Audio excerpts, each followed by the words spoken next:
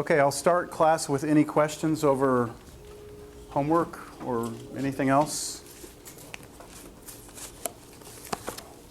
I got questions number two. My mother working both out, and I'll tell you later about that. Which one?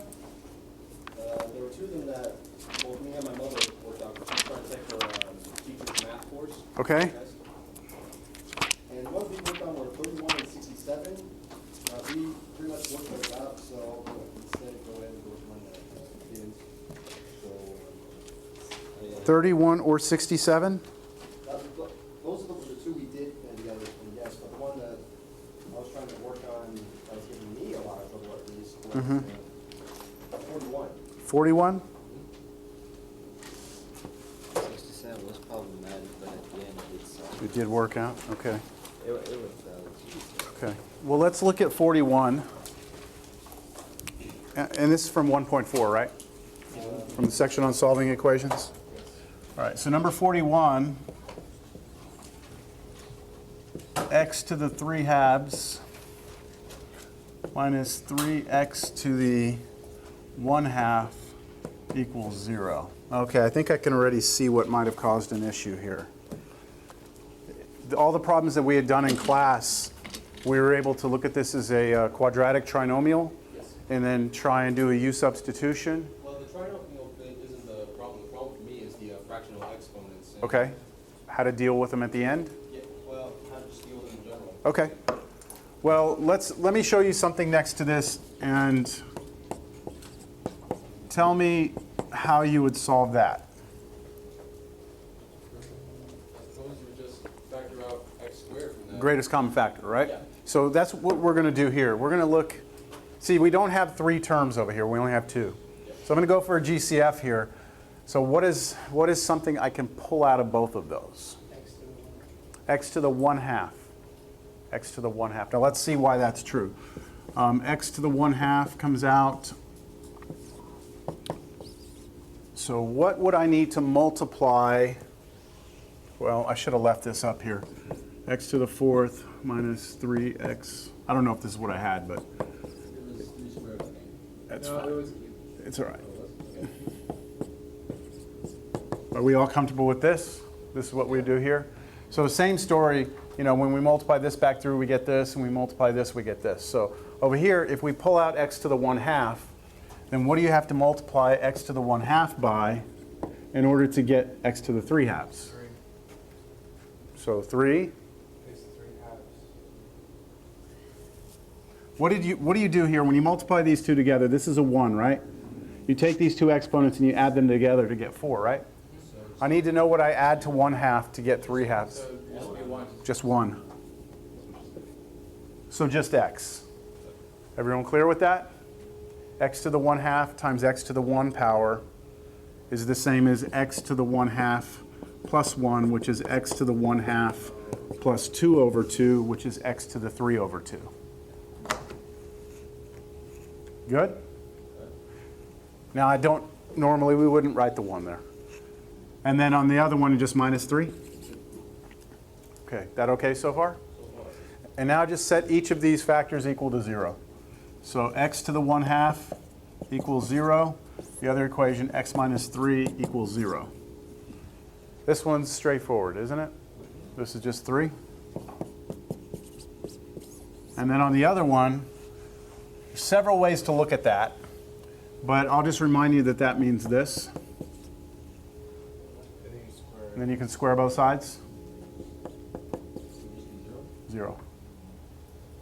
because anything times 0, 0. That's right. Well, what number, when you take the square root of it, do you get 0? 0 itself. Square root of x. Square root of 0 would be 0. Is that all right? Did I clarify that? Okay. Abby, you're going to make me tired yawning like that. That's all right. I feel the same way today.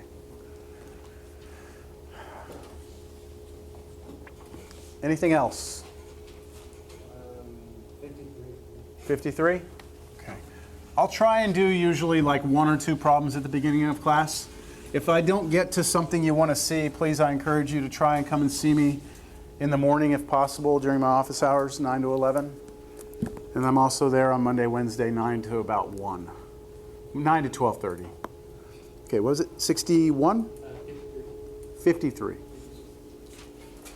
I don't know how I heard 61. All right, 2 times s plus 1 squared minus 5 times s plus 1 equals 3. This is the correct problem? Is what you want? Yes. Okay. U principle. So U substitution we could do here. Let me move everything to one side first. So was the trouble that you were having, Chris, was it seeing what to do from the beginning, or was it further along in the problem? I guess I was seeing for what's doing the beginning because I didn't do substitution. I just. Okay, so did you actually, why did I change that to cubed? Sorry. Did you actually like multiply that all out? You can do it that way. It's going to take you a lot more time. In fact, when I give a problem like this on a test, and I see students multiply that all out and then distribute 2 and do all that, I usually look at that and go, you know, because you're working harder than you have to be.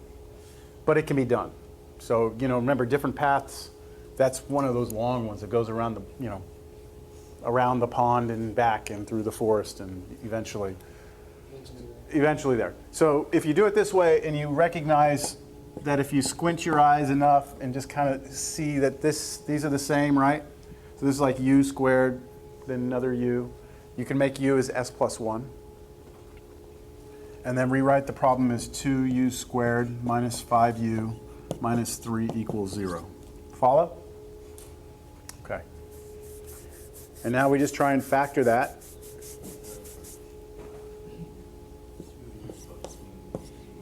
Minus 2u, we do minus 3 and plus 1. Does that work? I think that works out. plus U equals negative 2u squared minus 6u plus 1u, which is minus 5u. And then, yeah, that'll work. So you get 2 answers from this, right? U is negative a half and u is 3. But now you switch back. What was u? S plus 1 is negative 1/2. S plus 1 is 3. And then you solve these 2 equations. The one on the right's the easiest, right? That's just s is 2. And then the one on the left, well, you've got some fractions in there. Subtract 1.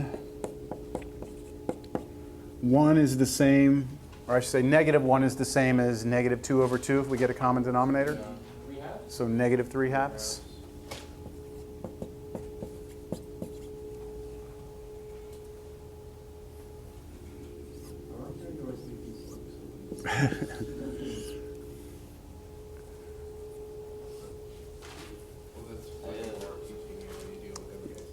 Yeah, you know, I guess it's just one of those things. And math's just like that. I try and always tell students that, you know, if you're sitting there and you're watching me and you're getting it, that doesn't mean anything. What matters is if you get it at home, right? And that's just practice. So, you know, and a lot of this is confidence, too. A lot of this is sitting down believing you can do it. I have a question for the problem. Okay. On number 31, Yep. I started out correctly, I think, and I got down to a point where I had 4x squared minus 24x plus Wait, 4x squared. minus 24x Uh-huh. plus 20 Equals 0. equals 0. Okay, I'm assuming that's okay. I'm assuming that is correct. Did anyone else get to that? I got something else. You got something else? You got something else? Okay, so let's look at it, okay? I think we can go through it. Root 3x minus 1. Oh, no, plus 1. And then minus root x minus 1 equals 2, yeah? Okay. So which radical did you isolate? I'm assuming you isolated a radical. 3x. Okay, so you brought the negative one to the right side? All right, I agree. When you rewrote the right side, did you do 2 plus the root, or did you do the root plus 2? Root plus 2. Okay. And you wrote it like that? Okay, when you square the left side, you got 3x plus 1. Squaring this side, though, that's going to probably be, X minus 1 okay, you did x minus 1. plus 4 square root x minus 1 plus 4. That's right. Okay, good. Then, everything, Isolate it again. so you kept the root over on the right side? Okay, let's see. 2x. 3x. Did you bring this x over? Okay, yeah. You did? Okay, so 2x and then minus 2? Okay, minus 2 equals the 4 in front of the root. Yes. Okay, I agree with that so far. Squared both sides. So when you square the left side, you want to tell me what you got on the left side? 4x squared minus 8x plus, I agree. and I got 16x squared 15. Minus 16? Yeah, that's looking right. I don't know if I screwed up somewhere. Yeah, I got everything to the last number right. Oh, okay, so it's one. Then you brought everything over to one side. Yeah. 4x squared minus 24x minus, no, plus 20? Plus 20. And that's the equation you asked me in the beginning? Yes. Okay. So we're good so far. I think so. I'm doing it in my head, but I think so. Yeah, it looks good. Factored out a 4. You pull the 4 out. Yeah. And I was left with x squared minus 6x plus 5. And then what did you do with the 4? Well, that's my question. Okay, great. All right. Because I looked at the answers in the back of the book after I did it, and it said x equals 1 and x equals 5. Okay. So where'd the 4 go? Good question. Where to go? What do you do with that? Divide it out. Okay, divide it out. So think about this. This is an equation, right? You're allowed to multiply both sides by any number. You're allowed to divide by any number other than 0. You can't multiply an equation both sides by 0, or else what happens? Yeah, just If leave you- everything. You basically get this. And congratulations, 0, 0, who cares? You know, we all know that. It doesn't help you solve the equation, right? So you never want to divide or multiply by 0. But you are free to divide by 4. So I'm going to divide this entire side by 4. I'm going to divide this entire side by 4. And so you get x squared minus 6x plus 5 equals still 0. And that's part of the beauty of an equation that's set equal to 0, is that if you have a factor in the front that's a number like this is a factor because it's multiplication, you can ignore it. Now, if it has an x attached to it, you have to pay attention to it. But if it's just a constant, it's going to go away. So you're there now, and then you factor that, and you got your 2 answers. Yeah. So you did it right.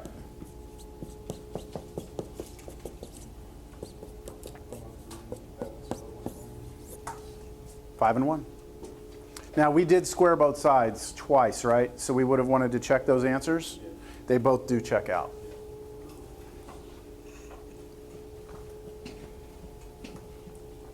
All right, we need to get into today's stuff.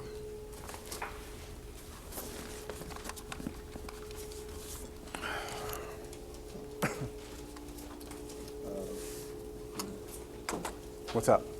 No, it's just like I messed up this one place again. In this problem? And it was just squared. And it threw everything off. Yeah, that's, there's good news, in this, and that's when you take your test, I do give credit for showing your work. So if I'm watching you and I'm seeing you obviously know what you're doing, you're isolating, you're squaring both sides, but then you mess up something. As long as I can make sense out of your work and read your writing, right? So it's not like crazy chicken scratch. And I looked at all your things and I put the grades in. And I'm not really concerned about anyone's like math penmanship. Like, there's some people who could work on a little bit of neatness, but I'm not concerned. I can read everyone's work. So as long as I can do that, I'll give you credit. So like, let's say you do the whole problem correctly. You mess up something in there, but all your work is correct based on that mistake. Then, maybe like out of 10 points, you would get 8 out of 10. So I'm not going to give you, I can't possibly give you full credit for it, but I'm not going to be like, it's wrong. the bridge is going to come down because you messed that problem up. I was thinking about that. Yeah, so, Thinking about the case. but just be sure you're showing as much work. If you leave it as just empty space where I'm supposed to like guess that you understood what you were doing and you got from here to here, like if I can't see that, then it's wrong, it's wrong. All right, let's talk about today's stuff. Chapter 3. We skip around quite a bit in this class, you know, from like chapter to chapter, and you know, that's something that there was a group of faculty that sat down and decided this is going to be the path that this course takes, and so we're kind of all in the department doing the same thing. So if you want to know why, there's a reason behind it, but I wasn't part of that decision. I'm not saying I disagree with it. That's what we're doing. So 3.1 is titled Functions, and there's a lot of language in here. There's a lot of definitions, and I'm not going to write everything in my notes down on the board. That's the whole reason why I provide them to you. But I will point out and highlight the things that are important here. When we talk about functions that go from one set into another set, there's a little subtlety in there that I want to point out that perhaps you have never paid attention to before. So let's take, for example, a function f of x equals x squared. And let's imagine that this right here are all the things that you're allowed to plug into this. So these are all the numbers that are allowed to get plugged into this function. We call this the what? The set of all the numbers that you plug into the function? Domain. And so there's like all these numbers in here, 1 and 2 and 3 and -5 and actually all the numbers, right? You can plug any number in here and square it, right? You can square any number. So this would actually consist of all real numbers, wouldn't it? How do we write all real numbers? It's like an R with a line through. Yeah, have you ever seen this double struck capital R before? No. If you haven't, then this is the same as saying -infinity to infinity, which is every number, which is the same as saying all real numbers. Have you seen one of those? Yeah. Okay. But the double struck R is we want to lean more towards that now. This is kind of like a better, higher language, I guess. Capital double struck R. Saying the same thing, that's right. So you imagine you can take any number you want, right, and square it. And so this gets passed through this function x squared. Here's the function. And it comes out as an answer, right? The answer, right, all the answers that come out is called the range of the function. So this is the output, the range. With me? But that range might live in a bigger set of numbers. Right? For example, this bigger set of numbers here might be all real numbers. Does every real number come out of this function? Does every real number come out? No. Okay, give me an example of a number that does not come out of that function. I mean, I guess if you just like go to smaller numbers, you can basically get any number. I can get every number? Can you? I don't know. You tell me. That's what I'm asking you. Sure. Can I get every number out of that? Give me an example of a number I could not get out of that function. 0? Well, what if I plug 0 in here? What's 0 squared? 0. So it will live in here, right? 37. 37? Square root of 37. Square it. Where is it? In here, right? The square root of 37? I was just saying 37. And you said 37, that I couldn't get 37 to come out. I plugged in root 37, squared it, and it came out. A negative number? There you go. How about -4? You can't do it. Right?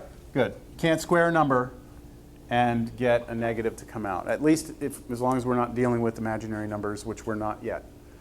So what I want you to see is that your domain is one set of numbers. Your range are all the outputs, but the range may live in a bigger set of numbers that don't get touched by the function. Understand? You see the difference? Okay. So you would say you could say, yes, that the function does take real numbers and it does spit out real numbers, but it doesn't spit out all the real numbers. This one would actually only spit out numbers that were what? Positive. Greater than or equal to 0, right? 0 could come out, and then anything bigger than 0. Those are the only types of outputs. And there's different ways you could notate that. You could actually write this. I've seen that before. Double struck R greater than or equal to 0, which is saying all real numbers that are greater than or equal to 0. Anyway, I'm not going to test you on these notations. I'm just trying to get you to think about this, that a function maps a set into a set. And the main characteristic of a function, what makes a function, is that for every single input, you must go to a single output, right? One input, one output. This is not possible with a function.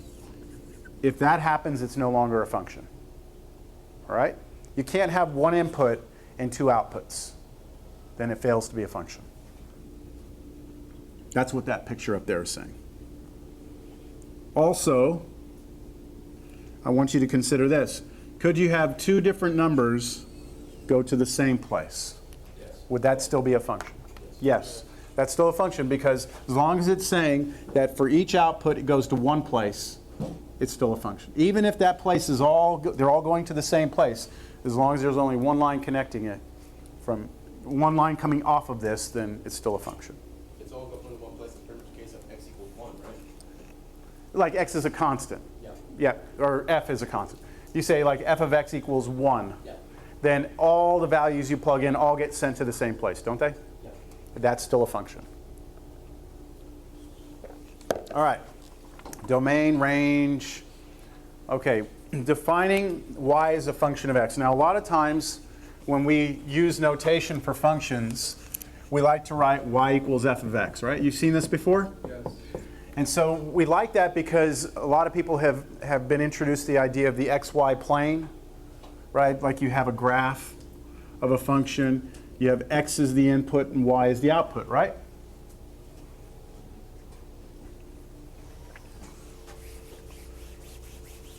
What's happening here, though, is that in a picture sense, you have x's, right? X's that are getting plugged into the function. It's spitting out y's, right? That's what happened. When we have something like this, we say that f, right, is a function of x. Another way you could say that is that y is a function of x. In order to know what y is, you have to have known where it came from, yeah? Give me x, I'll be able to tell you what y is. Yeah? Okay, so that's what this note here. We talk about what's called the independent and dependent variables. So in this picture, if this is the way your function goes from here to here, x is the independent variable, and this one is the dependent one. The only way I can know y is if someone tells me the x. So y depends on x, yes? X is just x. X is just whatever it wants, so it's independent. It doesn't need anything. Was that a question? Yes. Well, I learned it differently that by the independent dependent, and it was by the legs, that x has two legs, so it's independent, and you can walk, and y has one leg and has to depend on another leg.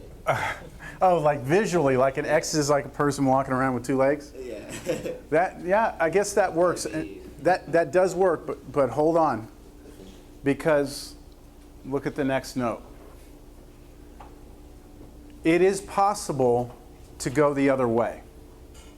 All right? So look, if I write down a function of x, let me show you this. Y is equal to x squared. We would all hopefully agree that we could say in this case that y is a function of x. Because I can determine y if you give me x, yes? I can solve this equation for y. Since I can solve it for y, I can say that y is a function of x. But it does not have to be that way. What if I write this down? Forget that for a second. What if I write this down? Is y a function of x? Yes. Yes. Is it? if y being a function of x means you can tell me what y is if someone gives me x, or if someone gives you x, right? Yeah, and you can do that by square root. You can? Yeah. Okay, I'm going to give you a value right now. X is 4. Can you tell me what y is? 2. Yeah, 6. Oh, wait, hang on. That's, X is 4. Can you tell me what y is? 2. Nope. Yes and no. Negative 2 and negative 2. 2 or negative 2. Which one is it? You don't know, and that's the problem. The problem is you don't know. And remember, for a function, back to this picture, if I'm sitting here and I'm saying that y is a function of x, the only way I can know y is to know x, right? And so what you're telling me right now is that if this is 4, y is what? 2 different things, and it doesn't work. So this is not y is a function of x. Now, is x a function of y?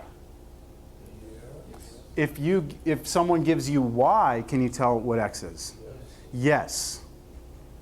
That goes both ways. So if we change the picture and we say this instead, give me y's, I'll throw them through a function, and it's going to spit out x's, then this is the independent variable, and this is the dependent one. The book doesn't talk about this, all right? But how many of you have to take Cal 2? I know there's a few of you in Cal 2. In Cal 2, we have to be extremely comfortable switching back and forth. Because sometimes the functions we're dealing with are the traditional, y is a function of x. But later we need to be comfortable with the other condition. And so you have to be able to switch back and forth. So that's why I introduce you to it here.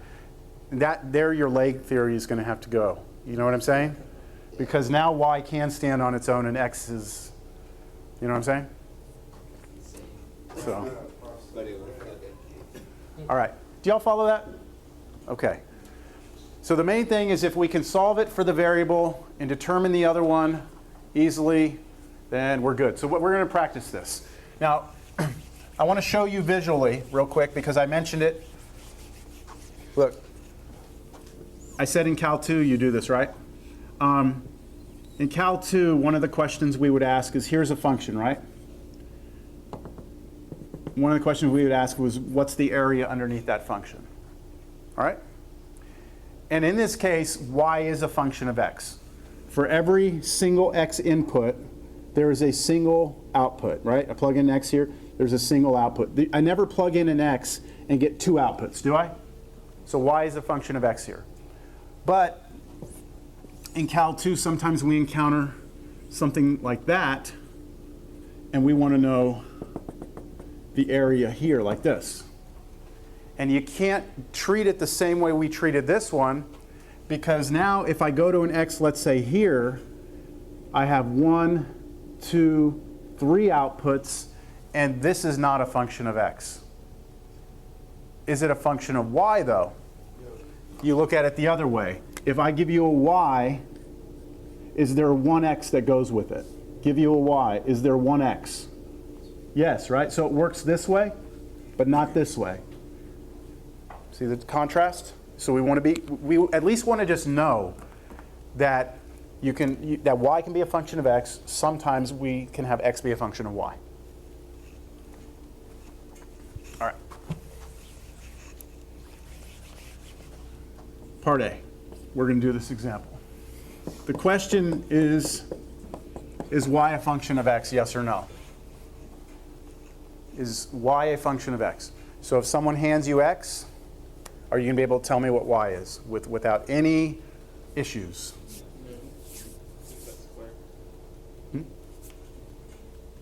If I plug a number in here, am I going to get just one output? Right? I plug a number in here, I'm going to get one output, right? So this should work, right? This should be a function of x. Y is a function of x. Look at B. Y is equal to the square root of x plus 1. Ariel, are you tired today?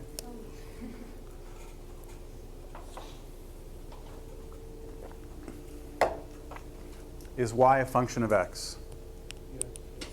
Yes? Because if I give you an x, there's only one y that could come out here, right? You're not going to get two possible answers. Now, someone usually asks me, well, what about plus or minus? Aren't you supposed to have plus or minus on this? Well, that's how I assume. Is it assumed that there's a plus or minus in front of every root? So let's just be clear on it, because I was confused when I was a student, like, wait, they're always telling me don't forget plus or minus, and then this one doesn't have a plus or minus. So let me just remind you of what the proper rule is. If you have an equation, let's say this, and you come in and you take the square root on both sides of the equation, if you do that, you must look at plus or minus, okay? Because you initiated the square root. If somebody just gives you an expression and it has a square root in it, they have chosen to pick what they want the sign to be. In this case, it's positive, all right? If they wanted to put a negative, they could have, but it's only the positive. So remember that. Only time you do plus or minus is if you are initiating the root yourself. All right. So the answer is yes here, because if I give you an x, there's only one y that comes out. So when are these actually going to start screwing up? Let's see. Next one. Okay, y squared equals x plus 3. So now, in order to figure out what y is, we try and solve for y. And so to solve for y, what would I do? I would initiate the square root. So since I'm initiating the square root on both sides, I must do plus or minus. And now, if someone gives an x, I'm going to have two things come out, right? The positive answer and the negative answer. And that means one input, two outputs. It's not a function of x. Got it? So, no. And then the last one, what do you think on the last one? No? Why not?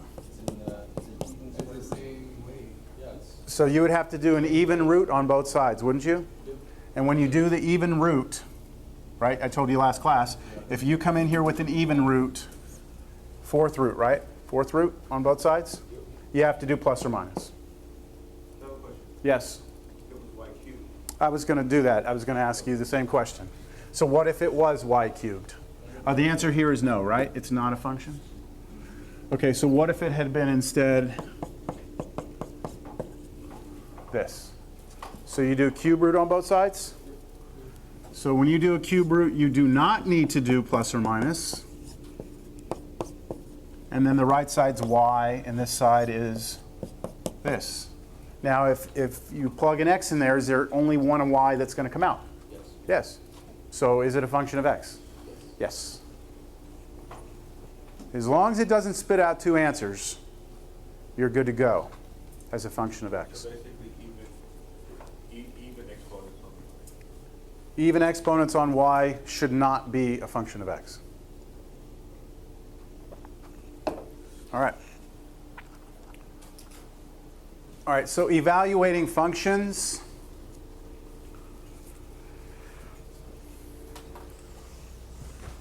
That was all just kind of a build-up. Make sure we understand a little bit about domain and range, and then how you treat one variable as a function of the other. We need to make sure everyone here is comfortable plugging things into functions. So as much as this note might seem extremely, well, basic was the word I was looking for, I assure you that it's going to get a little more complicated. So you've got to make sure you can crawl before you walk, right? So here's a quadratic function. Let's plug in. Why don't you try this on your own first, because I want to see where everyone is. What's f of negative 2? I want to make sure everyone understands what that notation means. Try and do it. Write it out. Get an answer. Raise your hand when you have an answer.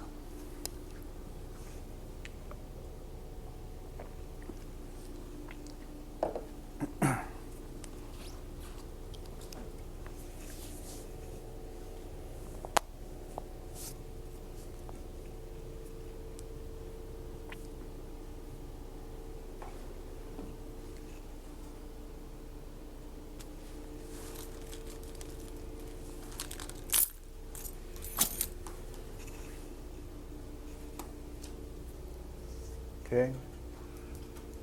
Hang tight. You got something? All right. Can I see what you have? Okay. I'm not saying if that's right or wrong. I want to see what the consensus is here. You had something on yours? Okay. Okay.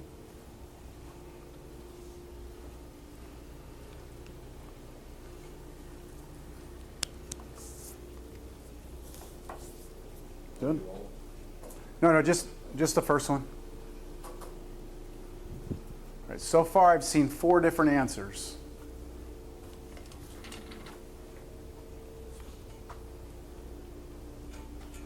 You have it? Yeah? Okay, still seeing 4 different. 5 different ones now.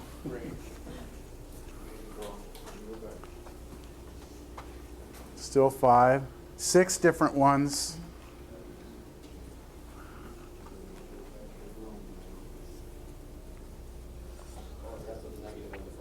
Okay.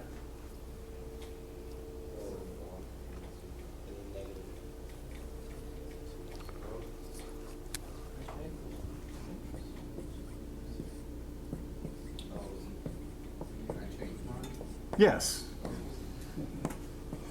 This is an exercise.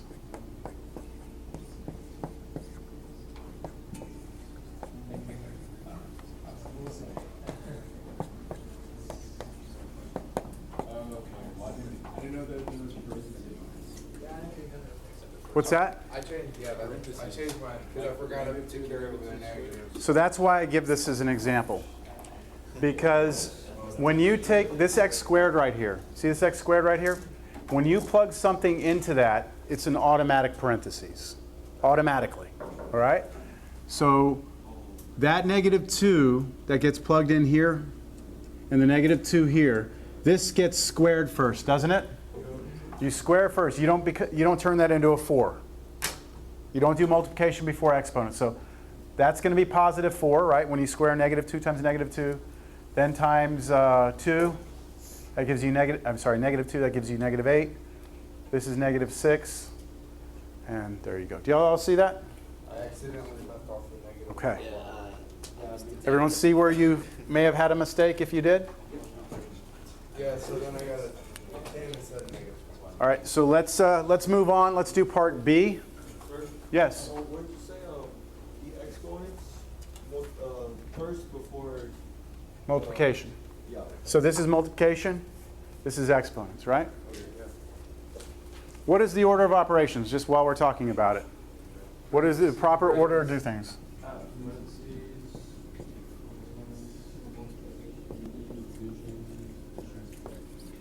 You all seen that before? Yeah, M and D is left. PEMDAS? Yeah, but there's a problem here because a lot of people learn it wrong. Or, well, I should say are taught wrong. Multiplication division is always left to right, as it appears. Yeah, remember that? Okay, so. All right, I'm going to move on. Part B. So we want to plug in -x. So it's the entire thing again. But this time we're not plugging in a numerical value, we're plugging in a variable. But automatic parentheses again. -x right here, -x there. What would you get if you took -x and you squared it? +x squared, right? But then you're going to multiply that times what? -2. So what should this first term be? -2x squared. Here, just -3x, right? And then -8.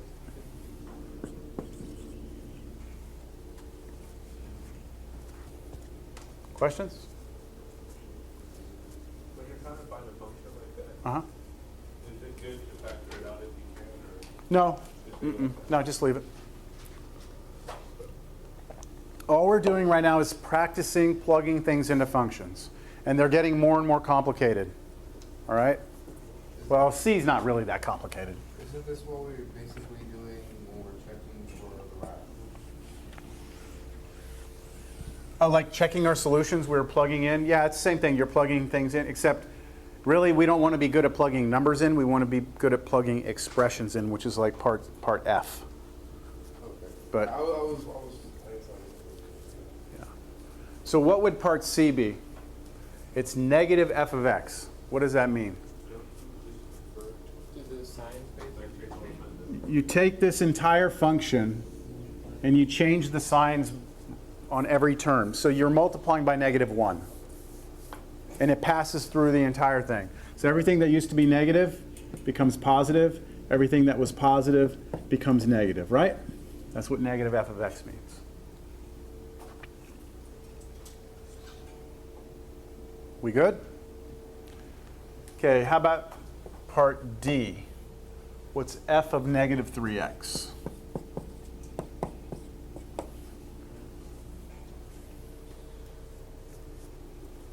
I'm curious to see what you get.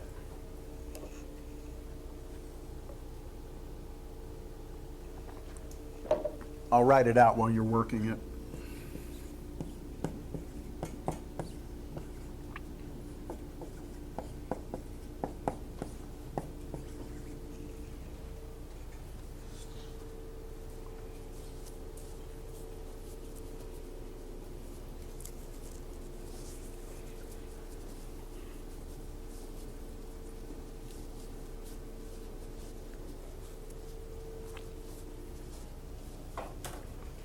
You got something? Yeah. You want to tell me what you got?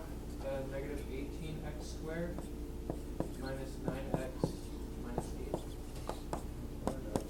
We got a second on that? Third? I got a positive 18. Positive 18?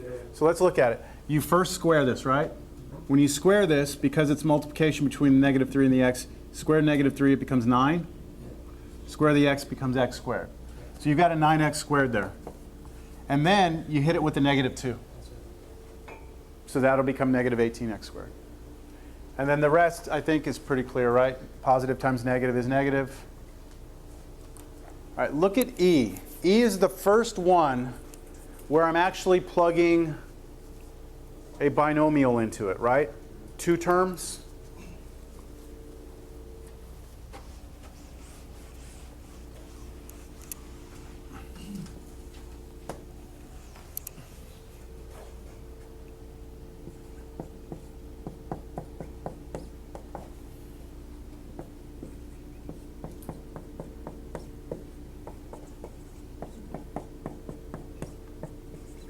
That should be the first line you have written. It's replacing all of these x's, all of them, with x plus 1s, which means that they need to be in parentheses. Does that make sense to everyone? You clear on that? No questions? Now what? If you're asked to simplify this, like clean it up, you'd actually square this, do all that, and then you distribute the 3, right? So when I square this, I do that maybe on the side and do a little FOIL thing or whatever. You get those 3 terms. Good. And then the -2 will pass through it in a second, and then I have what? Plus 3x plus 3 minus 8.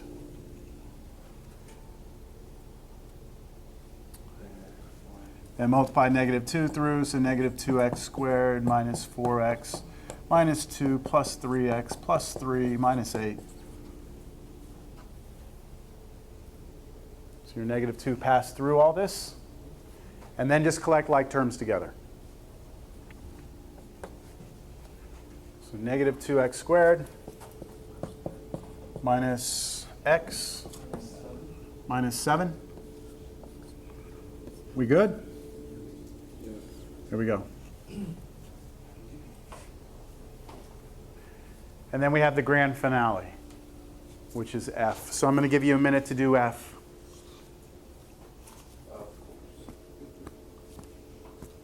F is really the same problem, right? Except instead of a 1 there, we have an H.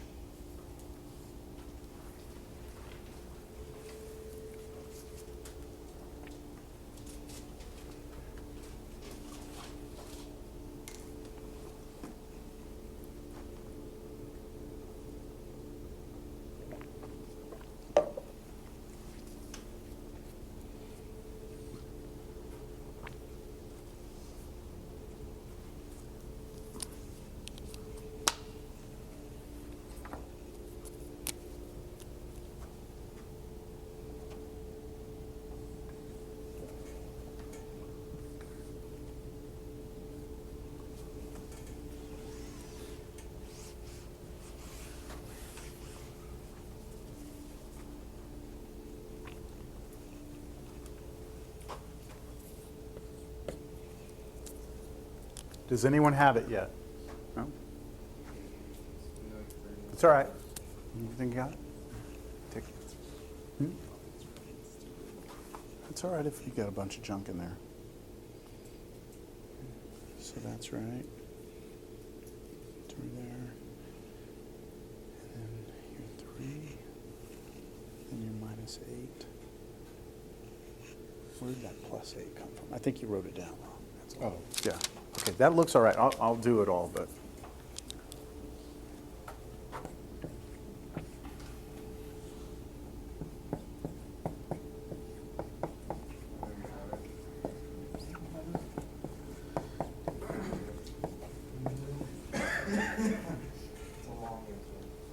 Yeah, it should be a pretty ugly looking thing.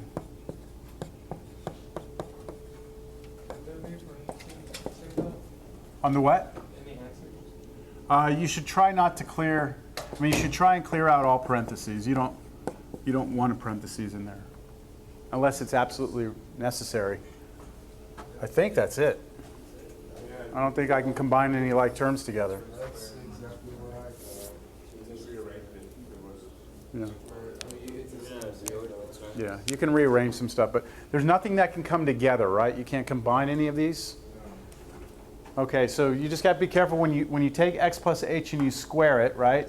You get this that you would do maybe on the side, and then distribute the 3 through, and then distribute a -2 through, and then that's it. Is that what you had? Okay. All right, what do y'all think of that? I mean, Get used to it. Okay, get used to it, because that right there is, oh, I forgot to put h here. That right there is one of the most important things that you're going to be able to do, that you're going to need to be able to do as you proceed through this course in Calculus 1. The algebra involved here, and this is a very simple function relative to what you're going to be plugging x plus h into later, and you'll see why. But for now, yeah. Well, the thing is, you're going to have to do something with that. At some point, you're going to have to do something with that, and that's where you'll need what you did in your homework. Your homework will be very helpful when it comes to working with that later. well, the more homework I do, and then we do it in class, I'm like, well, but he did that in homework, Yeah. or it just kind of builds on. Okay. If you're ever given a function and you're asked to plug something into it, doesn't matter what the function is, all right? This thing is called the argument. Argument. It's called the argument of the function. That's just language, all right? The thing that goes into it is the argument. So for part A, what was the argument of the function? Okay. For part E, x plus 1, right? So the argument's what's being plugged in.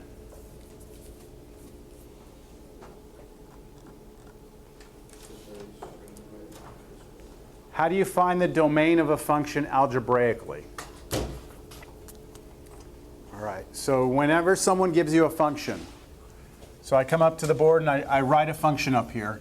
The question is, how do we find its domain algebraically? So I have some examples here.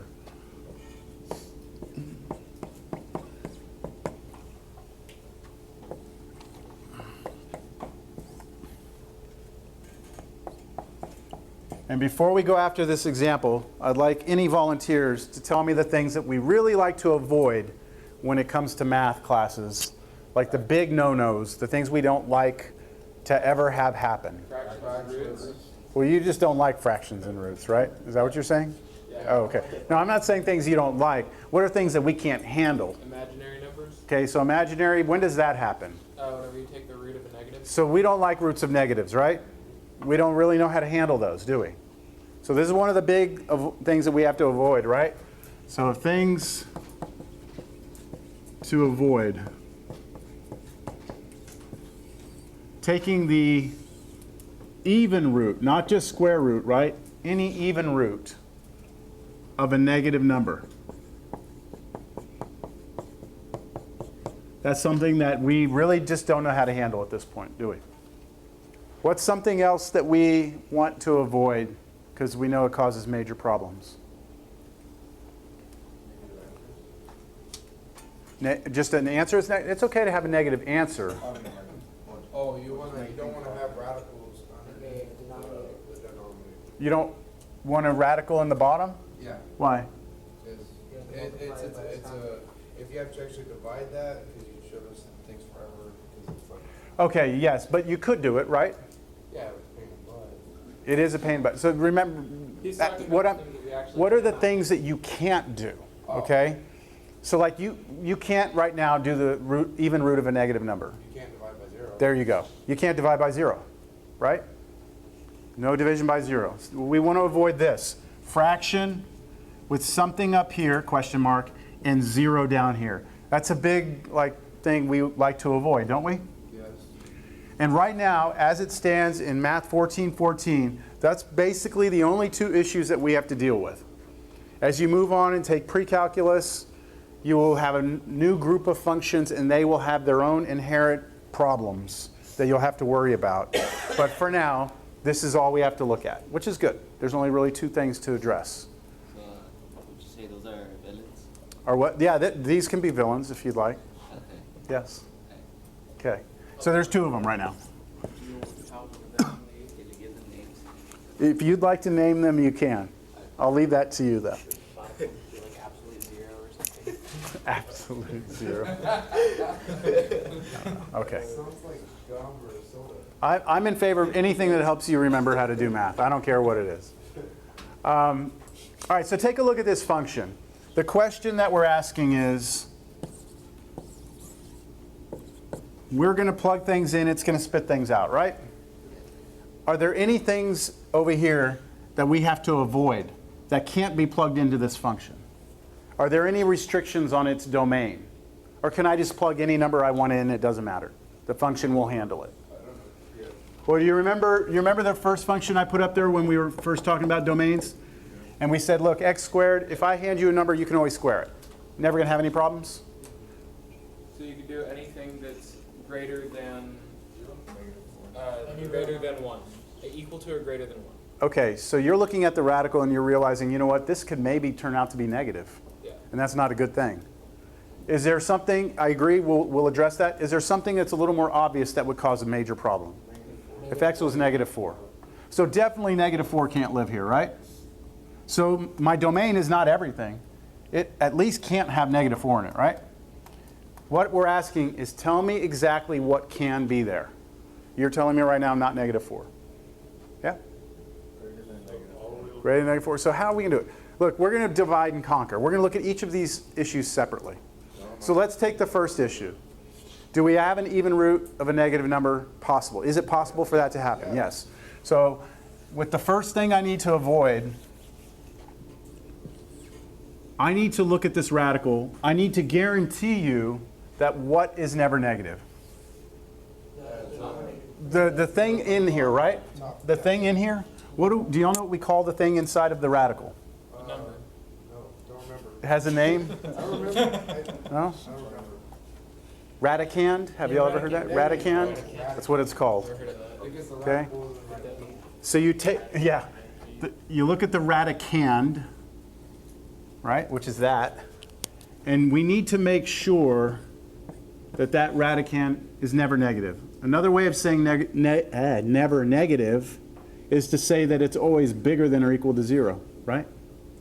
We need this. We need that to be true, don't we? We need that to be true? This is called a linear inequality. That's what this is called.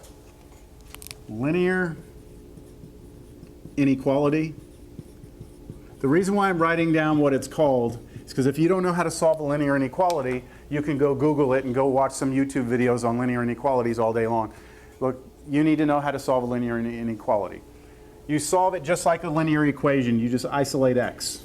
So we add 1 to both sides. Yeah? What's the one thing you have to be careful with linear inequalities? Anyone remember? Sometimes the symbol in the middle flips over. When does it flip over? When you divide or multiply both sides by a negative number. So if you ever come in and you multiply both sides by negative or divide by negative, it's the same thing. then this inequality in the middle must flip. That doesn't happen when you add or subtract things on both sides, only when you multiply or divide. But we didn't do that, right? To get this 1 over here, we added. Okay, so that's it. So far, I can tell you that the things you must plug in here have to be bigger than or equal to 1. Now, let's look at the second thing. I cannot have division by 0, right? So that means I need x plus 4 to not equal 0, right? X plus 4 cannot be 0. The denominator cannot be 0, which means that x cannot be what? And you know what? Can I change the problem a little bit? Just slightly. It'll make the problem a lot more interesting. Look, just change this to a negative. Change that to minus, please. Will you change that to a minus? And that changes this to a minus. And then what can x not be then? 4 instead of negative 4. Is that all right? You'll see why that's more interesting in a minute. So let's try and get the answer. What's the domain, right? That's the question. What's the domain? Well, I'm going to help us see the domain by drawing a number line.